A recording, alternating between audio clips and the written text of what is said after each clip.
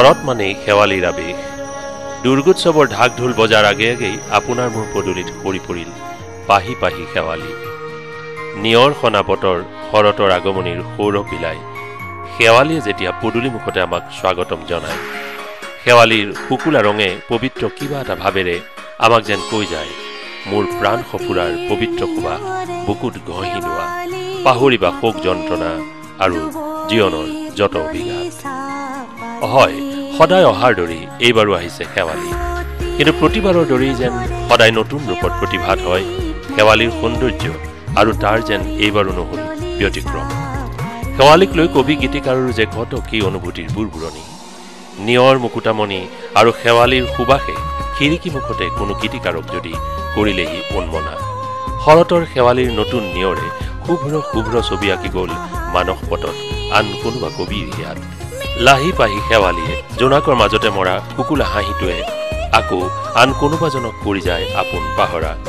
ইফালে চিনাকি কোনো কণ্ঠশিল্পীয়ে আন এক শেৱালি পাগল গীতিকাৰৰ গীত নিজ কণ্ঠস্বৰে কৰি তোলে ঝংকৃত এইদৰে। আমল মূল শেৱালিৰ গুণ যাও বুলি যাব নোখোজেচোন, চকুৱে চকুৱে চাব পৰা হলে দেখিলো। হয়, আমোল মূল শেৱালিৰ এই মিঠা পবিত্ৰ নিৰ্যাস হৃদয়ত হৈ পৰে গুণ্ঠিত, যি সৌৰভৰ অকণো হীন দেৰি নগতে সংবেদনশীল আপোনাৰ মোৰ হিয়াত। শৰৎ অহাৰ লগে লগে আমাৰ প্ৰকৃতিলৈ এটা নতুন পৰিৱৰ্তন আহে। মানে গছ বন সকলোবোৰ জীপাল হয়, তাৰোপৰি শেৱালি ফুল ফুলে, কুঁহাৰবোৰ ফুলিব ধৰে। আমাৰ গোটেই চৌদিশ, আমাৰ যিটো প্ৰাকৃতিক পৰিৱেশ, এই প্ৰাকৃতিক পৰিৱেশটো এটা নতুন ৰূপেৰে, নতুন সা সাজোন কাচনেৰে মানে উদ্ভাসিত হয়। পিছে শেৱালি শৰৎ কালতহে ফুলে বুলিলে আমি সহজেই মানি লোৱা কথাটো বিজ্ঞান ভিত্তিক নহয়। শেৱালিৰ বিষয়ত এয়া লোকপ্ৰসিদ্ধিহে। আচল কথাটো হ'ল মাথো আহিন মহীয়াহে শেৱালি নুফুলে, আন ঋতুতো শেৱালি ফুলে, কিন্তু প্ৰকৃতিৰ খেয়ালবশত শৰতত আৰু বিশেষকৈ আহিনত শেৱালি চকুত লগাকৈ ফুলে। বাৰমহীয়া শেৱালিৰো এক প্ৰকাৰ নথকা নহয়। শেৱালিৰ বিভিন্ন জাত আছে, হেমন্ত কালত ফুলা শেৱালিও আছে।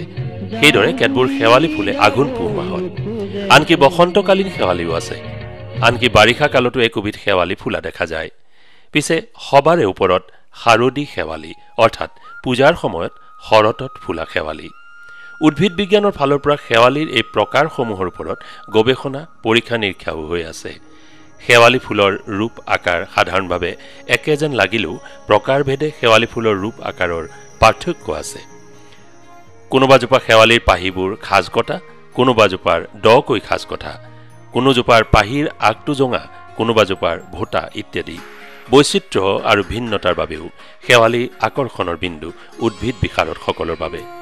শুকুলা পাহি, কুহুম বুলিয়া ঠাৰি আৰু পবিত্ৰ সুবাসদায়িনী শেৱালি, তোমাৰ নিৰ্যাসেৰে আমোল মূল মোৰ নঙলা মুখ, স্বাগতম তোমাক।